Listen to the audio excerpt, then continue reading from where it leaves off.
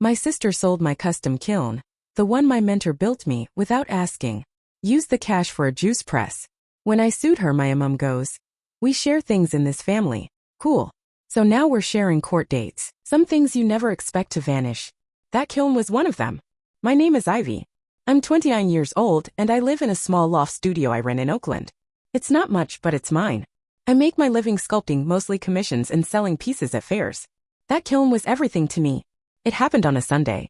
I just finished a long day at the San Jose Art Fair. Sold a couple of medium pieces and handed out more business cards than I could count. I got home around 8, wiped the clay from under my nails, and went to check on a few materials I kept in the old storage unit. It was technically still under my sister Laurel's name, but I'd been the only one using it since I moved out of our mom's house 5 years ago. The unit was half empty when I opened it. At first, I thought someone had broken in. My glaze racks were untouched, my spare molds still stacked in the corner. But then I looked at the far wall and my heart sank. My kiln was gone. I must have stood there for a full minute, blinking, trying to make sense of it. The empty spot on the concrete floor felt like a missing limb. That thing wasn't just some hunk of metal. It had been custom built by my mentor as a graduation gift when I finished my BFA. I'd spent years tuning it, upgrading it, replacing coils, and fine-tuning the digital controller. Every sculpture I'd ever been proud of came out of that kiln. I called the storage company right away. The clerk sounded bored until I mentioned it was potentially stolen. Then she perked up and asked for the unit number. "Oh, that was cleared out by Laurel," she said, scrolling through records. She signed the release. "Paid for a haul away service last Wednesday." "Laurel?" I asked, my voice going flat. "Yep. Still the leaseholder on that unit." I didn't even bother arguing.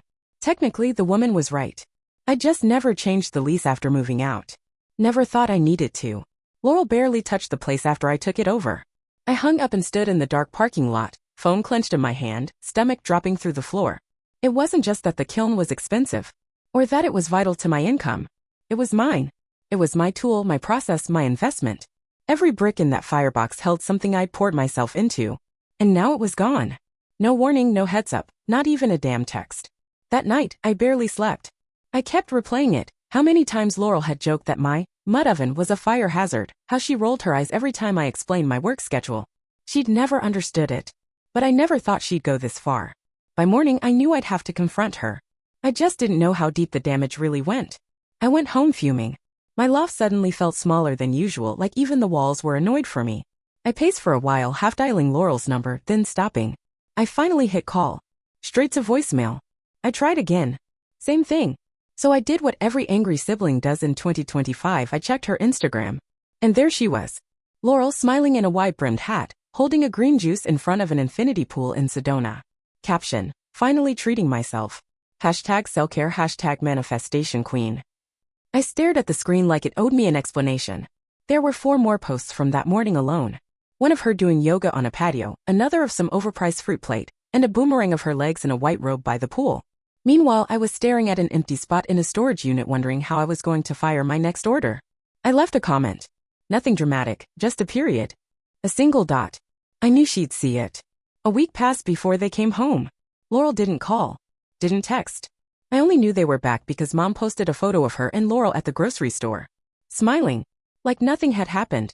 I drove over that afternoon. Their townhouse was quiet when I knocked.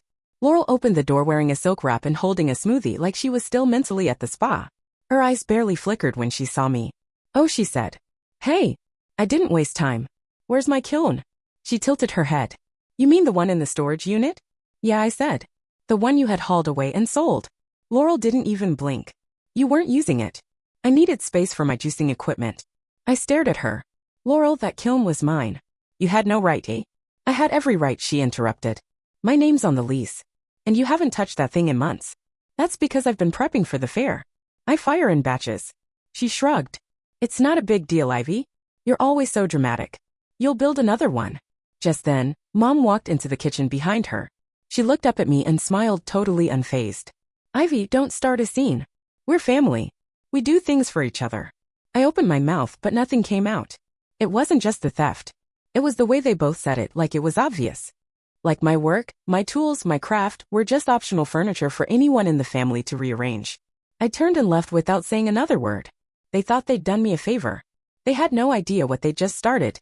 I couldn't let it go. Not this time. 3 days later, I went back. This time I didn't knock. I just walked in. We'd never locked doors growing up. Laurel's place still had that unspoken rule, especially since Mom lived there too. Laurel was in the living room, sitting cross-legged on the floor surrounded by juicing manuals and sparkling water bottles. The whole place smelled like ginger and kale. She didn't even look up. "You're back," she said flatly. "Did you come to apologize for that little guilt trip the other day?" I stared at her. "No. I came for answers." Now she looked up. Her expression didn't shift. "About the kiln again?" "Yes, about the kiln again." She sighed and stood, stretching like she was tired of the subject already. "Ivy, it's just clay and fire. That's all it is. You'll build another one." My jaw clenched. "It's not just clay and fire. That kiln helped me make a living. You know my commissions slowed down since the pandemic. I need it." She rolled her eyes. "So adapt. You always act like the world owes you stability." "That kiln wasn't a luxury," I snapped. "It was essential. You sold off the one thing I used to actually earn money." Laurel crossed her arms. "You act like I pawned your baby or something." "God. You're stuck in your routines, Ivy. You should be thanking me for giving you a push." I blinked. "A push?" "Yeah," she said, motioning around the room. "I had to make space. I'm taking my wellness business seriously. My followers expect a certain standard now." And that's when I saw it. In the corner, gleaming under the window like it belonged in a showroom, was a brand new juice press. Chrome-plated, commercial grade, massive. "That's new," I said, walking over. "Where do you get the money for that?" Laurel didn't respond right away. Just looked at me with her chin tilted up like she was waiting for me to put it together. "You used the kiln money," I said. "I invested it," she said smoothly. "Into something sustainable." My head buzzed. "So let me get this straight. You took my property, sold it, didn't tell me, and used the money to buy a juice machine." Laurel shrugged. "It was collecting dust. This helps both of us." "How?" "Because now you have a reason to evolve." I turned toward Mom, who was folding laundry at the dining table. She didn't even look up. "Do you really think this is okay?" I asked her. What she did. Mom sighed like I'd asked her to solve a riddle. "Honey, we share things in this family. We don't nickel and dime each other." "That kiln was mine," I said. "Not hers. Not ours. Mine. I maintained it. I upgraded it. I paid for every repair." Laurel scoffed. "You sound obsessed." "It was just a piece of equipment." "No," I said, my voice shaking now. "It was everything." And for the first time in years I realized they never saw me as separate. Never saw my work as real. To them, I was still the younger sister playing with clay, too precious to be taken seriously. But I wasn't a kid anymore. And I wasn't going to let them treat me like one. I sat in my car for a long time after that visit, staring at nothing. Just letting it all churn. The juice press. The way Mom barely blinked. The way Laurel said evolve like it was some spiritual favor she'd done me. That night, I went through my Venmo history. The grocery transfers. The utilities. The birthday dinners, random Target runs, gas money, dog food, all the little things I chipped in for over the years without thinking twice. When Laurel needed help, I helped. When Mom's prescription wasn't covered, I paid. It wasn't about being generous. It was survival mode. It was habit. And suddenly I didn't want to do it anymore. The next afternoon, I stopped by their place one last time. I didn't bring emotion. I didn't bring rage. Just facts. Laurel was mixing a smoothie when I walked in. Mom was sitting at the table clipping coupons, though I knew she'd never actually used them. "We need to talk," I said, calm and steady. Laurel didn't look up. "Can it wait?" "I'm mid-batch." "No," I said. "It can't." She gave me a tight, impatient smile and turned off the blender. "Okay, Ivy, what now?" "I'm not covering groceries anymore," I said. "Or utilities. Or anything." Laurel blinked. "Excuse me. You heard me." Mom set down her scissors. "What are you talking about? You've always helped. You know we're tight right now." "I know," I said. "But I'm not your fallback anymore." "We raised you," Mom said sharply. "You owe us." That stung. Not because it surprised me, I'd heard it before, but because it was always the closing argument. The unspoken law. I took a breath. "No. You don't get to play that card while your other daughter steals from me and you shrug it off." Laurel folded her arms. "You're being so dramatic. You wouldn't dare pull away from us. We're blood." "I would," I said. "I am." Mom narrowed her eyes. "What are you trying to do? Punish us?" "I'm protecting myself," I said. "I'm collecting financial records. I'm speaking to someone about legal options." Laurel scoffed. "You're not serious." I didn't answer. I didn't need to. I turned and left. Quiet. Calm. Done. And for the first time in my life, the door felt heavier when it closed behind me, like something had finally sealed shut. They showed up unannounced 2 days later. I was sanding a sculpture in the studio, headphones in, dust mask on, when I caught movement through the glass door. I looked up, and there they were, Laurel and Mom, standing in front of my studio like they were the ones who owned the place. I pulled off my mask and went to the door, already bracing myself. Laurel didn't wait for me to speak. What the hell is this, Ivy? I didn't open the door all the way. You're going to need to be specific. Mom stepped forward, her voice high and tight. You're really cutting us off? After everything? I held up a hand. We can talk. But you're not coming in. Laurel scoffed. Oh, give me a break. You think you're too good for your own family now. I crossed my arms. I think I'm tired of being used. Mom huffed. Used? We're your family. We've supported you in our own ways. You sold my KILN, I said. Without my permission. You used the money to buy a juice machine. Mom rolled her eyes. Laurel made a judgment call. Laurel jumped in. You were being stagnant. I helped you clear space mentally, emotionally, and literally. I almost laughed. You didn't help me. You sabotaged me. And now that you're feeling the consequences, you're suddenly interested in talking. Laurel's eyes narrowed. You're acting like a martyr. Like you didn't benefit from everything we gave you growing up. I didn't flinch. I brought receipts. They both blinked. I walked to my workbench, pulled out a manila folder, and held it up. This is every dollar I spent on this family in the last 3 years. Utilities. Groceries. Emergency vet visits. That time Mom's car broke down? I paid the mechanic directly. Laurel rolled her eyes. So what? You kept track? Congratulations. Yes, I said, voice steady. Because I thought someday you might try to pretend it didn't happen. I laid the folder on the table just inside the door, visible but out of reach. I've already shown this to a lawyer. Laurel's face twisted. You'd really sue us? Over a glorified oven. I stared at her. That glorified oven represented 5 years of my work. My livelihood. My independence. You took it without asking. And you're standing here now like I'm the one who crossed a line. Mom's voice was softer now. Sweetheart, come on. We're trying to work this out. No, I said. You're trying to undo consequences. Laurel looked at the folder like it might catch fire. You're going to humiliate us. Not if you make this right, I said. Fully. Financially. They were quiet for a long beat. Then Mom spoke. We don't have that kind of money, Ivy. I nodded. Then we're done here. I walked back to my sculpture without waiting for them to leave. I heard the door shut quietly a few seconds later. And that silence? It was the loudest apology I'd ever gotten. He showed up a few days later, Uncle Paul. The fixer. The peacemaker. The one they only pulled in when things got too messy for family dinners and passive-aggressive texts. I was polishing the base of a commission piece when I heard a knock. Not the kind of knock Laurel did, impatient, entitled. This was softer. Measured. Lawyer knock. I opened the door, and there he was in a pressed button-down and loafers, holding a to-go coffee and wearing that concerned expression he reserved for clients in family disputes. Can I come in, Ivy? I stepped aside without a word. He glanced around the studio. Nice place. Very you. I gave him a nod and waited. He cleared his throat. So, I got a call from your mother. And Laurel. Of course you did, I said, picking up a rag and continuing to wipe down my tools. They're upset. Hurt. I didn't respond. Paul took a seat on a folding stool. Look, Ivy, I'm not here to pick sides. I know Laurel can be impulsive. And your mom doesn't always say the right things. But we're family. He paused, waiting for that to land. It didn't. You can't actually drag your sister into court, he added gently. Come on. I finally looked up. Why not? He blinked. Because it's court. Over a KILN.